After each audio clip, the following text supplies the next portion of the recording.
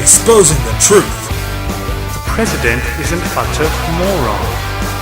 Re-educating America. Look out, Mr. President. How dare you? I've got your name. I've got your ass. Ladies and gentlemen, am I totally screwed or what? This is Fryar on Fire.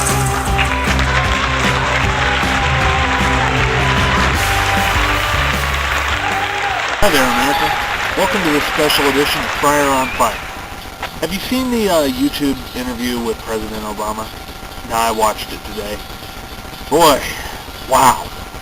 Actually, it was more informative than the State of the Union, at least for me, which is kind of sad seeing as it's only a YouTube interview. Anyway, I'm going to comment on that here today. This is actually a video response to it, so I hope you enjoy this special edition of Fryar on Fire.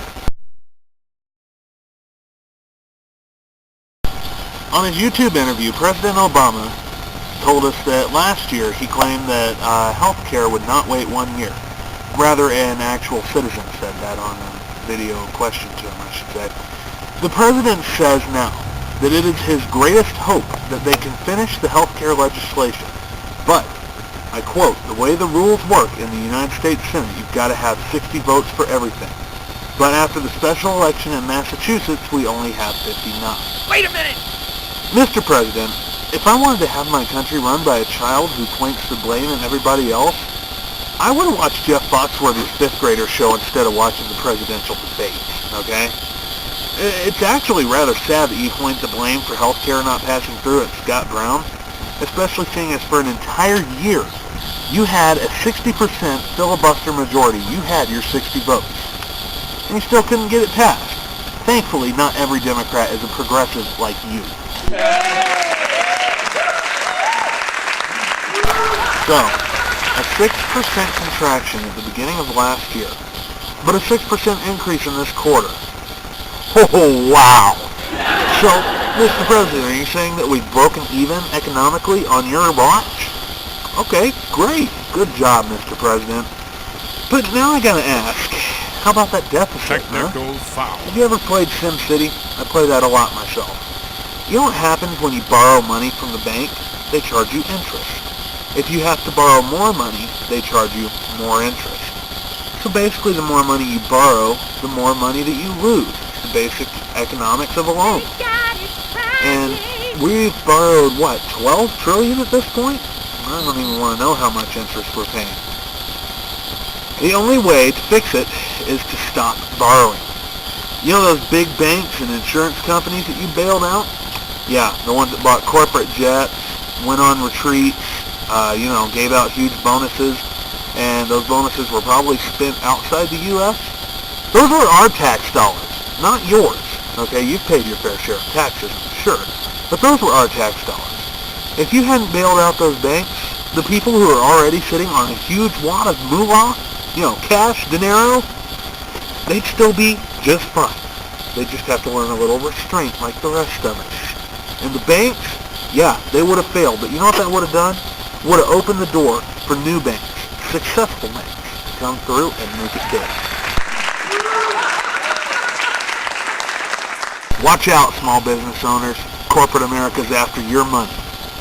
Small businesses will be able to buy into a big exchange so that you have the same purchasing power as a big company like Ford or Google.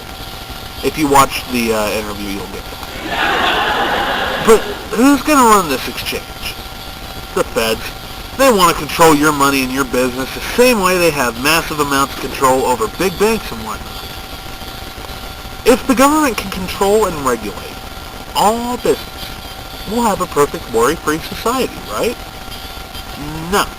We'll also have a socialist society. If you have the same power as a big business, will the government punish you for giving out bonuses too? So much for that great Christmas you and your employees planned for the kids. So sad. Ready for this one? I'm going to try and sound like the president. If you have student loans, you will not have to pay more than 10% of your income on those loans. After 20 years, they'll be forgiven. And if you've gone into public service, they'll be forgiven after 10 years. I want us to once again have the highest college graduation rates of any country in the world by 2020. That was a fail. But, so do I. Heck yeah, let's make America the best country in the world once again. But, Wait a wait a minute. Colleges and universities, and I quote the president here, have to figure out how they can cut their costs. You know what my high school did to cut costs? They cut lab supplies. Teachers had to buy their own pencil sharpeners, among other various items that the school would normally supply. And they even reduced the number of teachers. What do you think? Oh, let's add a fourth. They even cut heating costs by cutting off the third floor in my high school. Just period. Don't use it for an entire year. Doesn't make much sense to me. If we're going to have less lab material, right, the more students in college, one kind of outweighs the other just a wee bit. Just a little.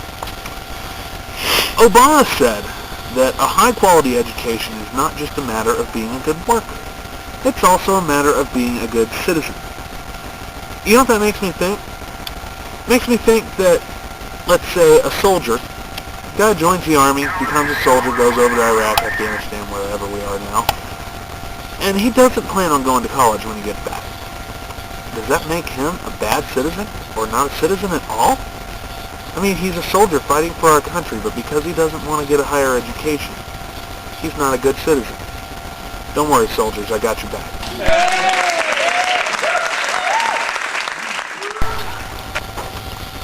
President Obama claims that resistance against closing Gitmo has not only been on a personal level with the people of America saying that they don't want it to happen, but moreover it's been political, and only for political purposes.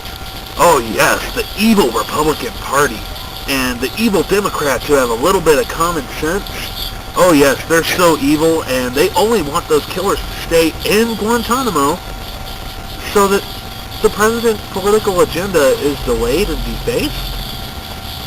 Evil, evil people. You can stay at home and be my little housewife. I suppose that since I speak my opinion, and I disagree with some of your key ideas, Mr. President, that I'm poorly educated. Or you just haven't rammed the ideas down my throat enough for me to understand, right? For me to understand that everything you do is for the greater good. Stupid little people. You must know better than the people. I mean, we elected you.